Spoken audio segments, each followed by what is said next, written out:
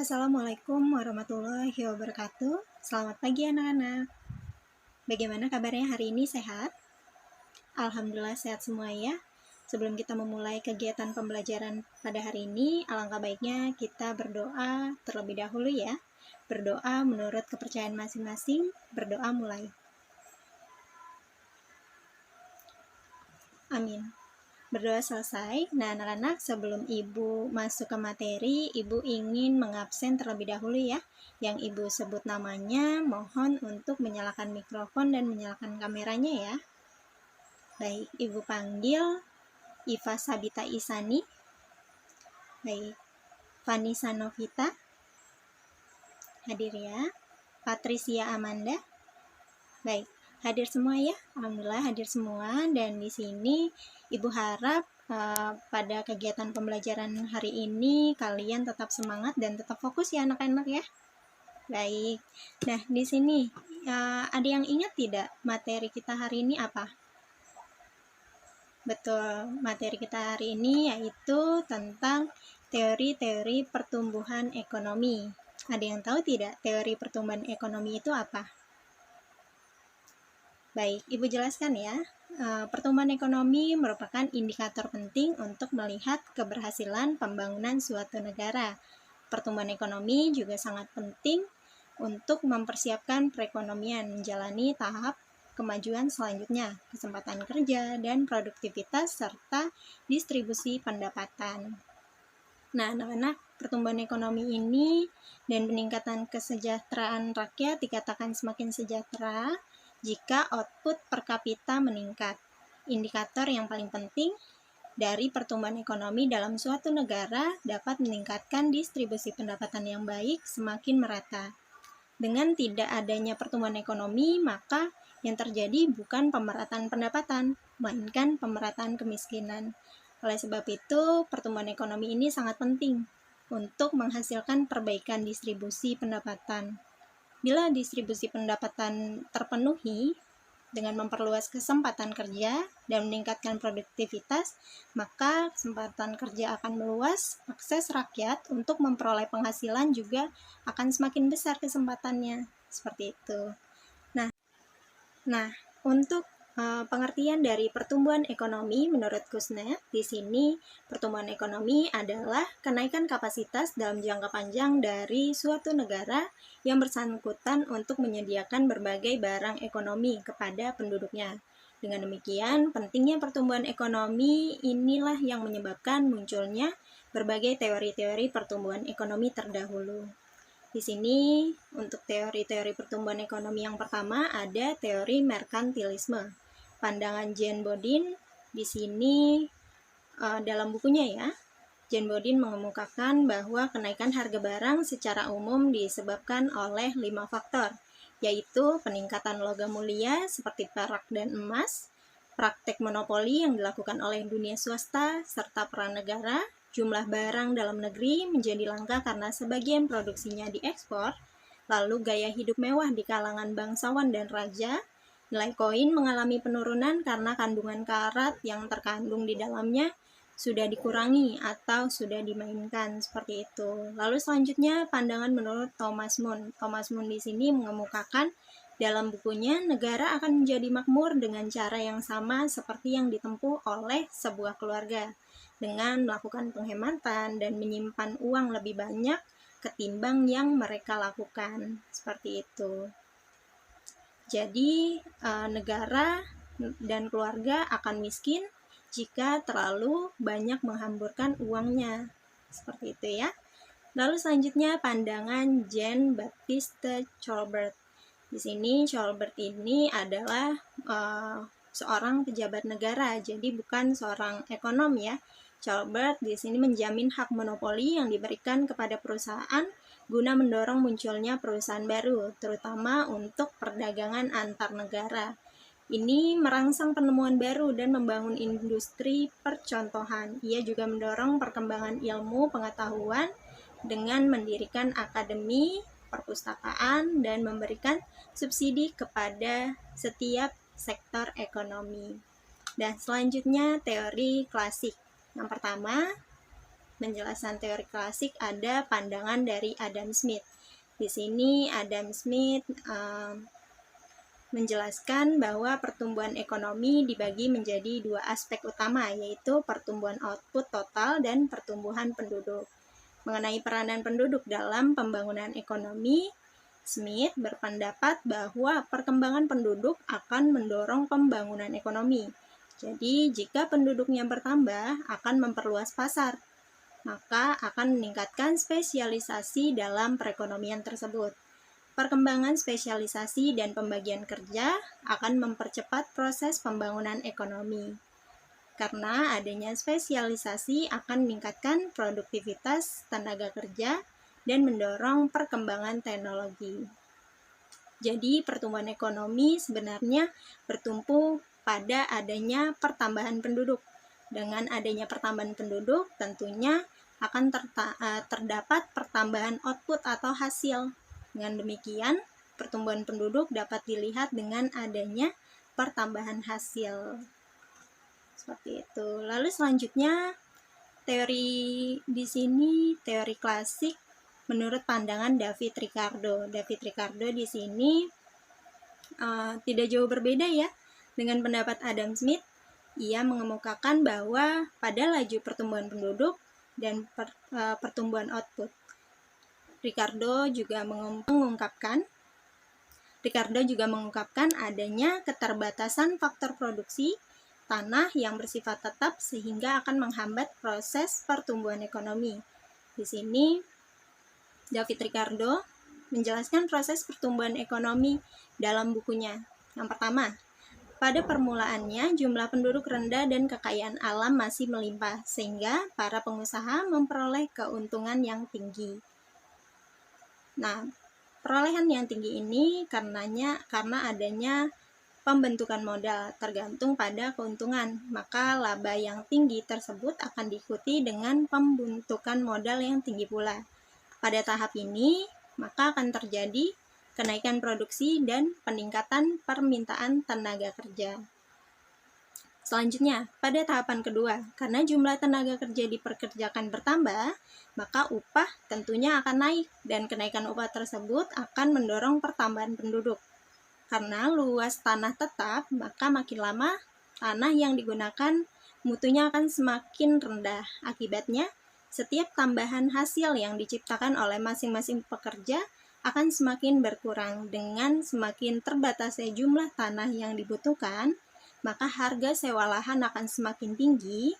Hal ini berakibat akan mengurangi keuntungan pengusaha yang menyebabkan pengusaha tersebut mengurangi pembentukan modal dan menurunkan permintaan tenaga kerja yang berakibat pada turunnya tingkat upah. Seperti itu. Lalu tahap ketiga ditandai dengan menurunnya tingkat upah dan pada akhirnya akan berada pada tingkat minimal. Pada tingkat ini, perekonomian akan mencapai stationary state. Pembentukan modal baru tidak akan terjadi lagi karena sewa tanah yang sangat tinggi menyebabkan pengusaha tidak memperoleh keuntungan. Seperti itu. Sampai sini bisa dipahami anak-anak? Baik, bisa dipahami ya. Ibu jelaskan untuk teori yang ketiga, yaitu teori neoklasik. Teori neoklasik di sini pandangan Harold Domar. Harold Domar di sini keduanya melihat pentingnya investasi terhadap pertumbuhan ekonomi. Jadi menurut mereka investasi sangat penting dalam pertumbuhan ekonomi sebab investasi akan meningkatkan stok barang modal yang memungkinkan peningkatan output atau hasil. Sumber dana domestik untuk keperluan investasi berasal dari bagian produksi atau pendapatan nasional yang ditabung. Nah, asumsi mereka yang ditanamkan dalam teori ini antara lain ada 4 ya. Yang pertama, semua barang modal yang terdapat dalam perekonomian sudah sepenuhnya digunakan. Yang kedua, perekonomian hanya terdiri atas 2 sektor, yaitu sektor rumah tangga dan sektor perusahaan. Yang ketiga, tabungan rumah tangga sebanding dengan pendapatan rumah tangga. Artinya, fungsi tabungan dimulai dari titik nol.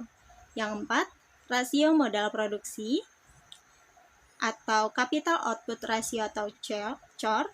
yaitu perbandingan antara pertambahan modal dan pertambahan produksi adalah tetap. Selanjutnya yaitu pandangan Schumpeter. Schumpeter di sini menjelaskan bahwa pertumbuhan ekonomi dipengaruhi oleh peranan pengusaha dan wirausahawan. Karena menurut Schumpeter di sini tentunya seorang pengusaha atau wirausahawan akan terus melakukan inovasi untuk mendapatkan hal-hal yang berguna bagi bisnisnya. Nah, apabila seorang pengusaha melakukan inovasi seperti mencari lokasi, pasar yang baru, meningkatkan efektivitas dan efisien proses produksinya, lalu mencari sumber mentah, tentunya pengusaha akan membutuhkan modal. Lalu pengusaha ini akan meminjam modal, dan peminjaman modal ini tentunya untuk keperluan investasi usahanya. Akibat dari adanya investasi yang dilakukan oleh pengusaha ini adalah adanya kenaikan pendapatan nasional yang ikut meningkat, mendorong peningkatan konsumsi masyarakat.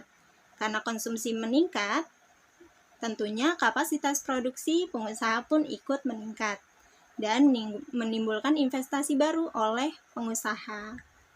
Jadi di sini Schumpeter juga menjelaskan ada 2 jenis investasi yang akan timbul. Yang pertama, investasi otonom. Investasi otonom adalah investasi yang timbul akibat adanya kebutuhan modal untuk keperluan inovasi. Yang kedua, investasi terpengaruh adalah investasi yang timbul akibat kenaikan pendapatan nasional yang mendorong terciptanya investasi baru.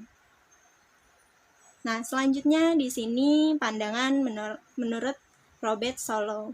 Robert Solow di sini mengemukakan bahwa unsur pertumbuhan penduduk, akumulasi modal kemajuan teknologi, dan besar output yang saling berinteraksi yang tentunya berpengaruh pada pertumbuhan ekonomi. Pertumbuhan ekonomi menurut Robert Solow di sini adalah suatu proses yang berlangsung dengan perimbangan dan antara faktor-faktor produksi dalam model pertumbuhan ekonominya. Dan Solow Swan di sini berasumsi bahwa yang pertama, tingkat teknologi dianggap konstan. Yang kedua, tidak ada perdagangan luar negeri atau arus modal masuk ke luar negara. Yang ketiga, tidak ada intervensi pemerintah. Yang keempat, tingkat pertambahan penduduk atau tenaga kerja dianggap konstan. Yang kelima, keadaan full employment tercapai dalam arti seluruh penduduk bekerja dan faktor produksi lainnya dipergunakan secara penuh. Selanjutnya yaitu teori historis. Teori historis di sini menurut Friedrich List. Friedrich List di sini mengungkapkan dalam bukunya yaitu bahwa tahap-tahap pertumbuhan ekonomi yang dialami suatu negara berdasarkan teknik produksi dan cara-cara masyarakat dalam memenuhi kebutuhan hidup. Tahap-tahap pertumbuhan ekonomi menurut Friedrich List ini digambarkan bertingkat-tingkat seperti tangga, sehingga teori ini dikenal dengan sebutan Stephen Theorem atau teori tangga.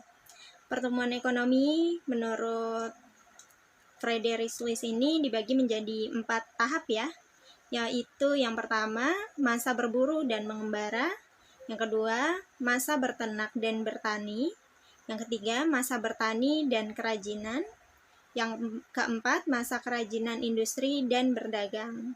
Selanjutnya yaitu pandangan Bruno Hildebrand. Bruno Hildebrand di sini menjelaskan pertumbuhan ekonomi menjadi 3 tahap ya, berdasarkan alat tukarnya. Yang pertama, masa pertukaran barter. Pertukaran masih bersifat kekeluargaan dengan ruang lingkup sempit. Belum ada alat tukar atau alat pembayaran, yang dilakukan adalah barter, menukar barang dengan barang, seperti itu. Yang kedua, masa pertukaran dengan uang. Masa pertukaran dengan uang di sini ada alat tukar berupa uang yang juga dapat digunakan sebagai tabungan dan investasi. Jadi di masa ini sudah ada uang ya, anak-anak, seperti itu. Yang ketiga, masa pertukaran dengan cara kredit. Nah, dengan cara kredit ini merupakan kemudahan yang diberikan oleh dalam perdagangannya. Seseorang dapat memiliki suatu barang yang diinginkannya walaupun mereka belum memiliki uang. Dengan kredit, maka dapat mempercepat peningkatan penjualan dan kenaikan investasi. Selanjutnya, sebelum Ibu lanjut, bisa dipahami ya anak-anak? Baik, selanjutnya pandangan Karl Bucher di sini. Karl Bucher menjelaskan bahwa pertumbuhan ekonomi dibagi menjadi hubungan antara produsen dan konsumen dalam memenuhi kebutuhan hidup. Tahap pertumbuhan ekonominya dibagi menjadi 4 ya. Yang pertama, rumah tangga tertutup. Di masa rumah tangga tertutup ini, kehidupan masyarakat pada masa ini sangat sederhana dan juga tertutup. Mereka memenuhi kebutuhan hidupnya dari hasil buatan kelompoknya sendiri. Rumah tangga kota, bertambahnya jumlah penduduk akan meningkatkan kebutuhan masyarakat tentunya ya. Lalu secara terus-menerus kebutuhan hidup suatu kelompok masyarakat tidak dapat dipenuhi sendiri, oleh karena itu mereka dituntut untuk saling berhubungan. Masyarakat lain dalam satu kota dengan masyarakat lainnya, seperti itu. Pada masa ini tentunya masyarakat sudah mengenal ya mengenai sistem pertukaran, seperti itu. Yang ketiga, rumah tangga bangsa. Rumah tangga bangsa atau rumah tangga kota berkembang terus-menerus sehingga pertukaran yang terjadi penduduk antar kota tidak dapat saling memenuhi. Hal ini menuntut pertukaran antar kota dalam suatu negara. Jadi pertukaran ini menyebabkan ruang lingkup pertukaran mencakup pasar nasional. Tingkat perekonomian ini disebut rumah tangga bangsa. Yang keempat, rumah tangga dunia.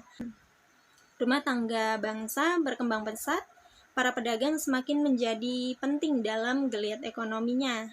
Dalam rumah tangga dunia ini, kegiatan ekonomi sudah semakin lancar seperti terjadinya ekspor dan juga impor ya, seperti itu.